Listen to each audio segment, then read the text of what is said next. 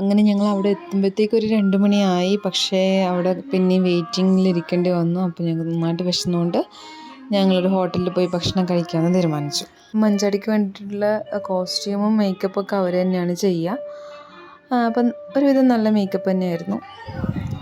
ഇതാണ് മഞ്ചാടിയുടെ ഡ്രസ്സ്. എനിക്ക് dress personally അത്ര ഇഷ്ടപ്പെട്ടില്ല. പക്ഷേ ഇതൊരു ബ്രാൻഡഡ് ഷൂട്ട് ആയതുകൊണ്ട് തന്നെ അവരിരുന്ന ഡ്രസ്സ് മാത്രമേ നമുക്ക് യൂസ് ചെയ്യാൻ പറ്റുള്ളൂ.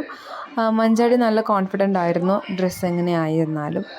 അപ്പം അതവർ പോസ്റ്റ് ചെയ്തതിന് ശേഷം മാത്രമേ നമുക്കവർ അത് യൂസ് ചെയ്യാനുള്ള റൈറ്റ്സ് തരൂ. അതുകൊണ്ട് നമുക്ക് ഫോട്ടോ ഒന്നും അവരിതുവരെ ഷെയർ ചെയ്തിട്ടില്ല.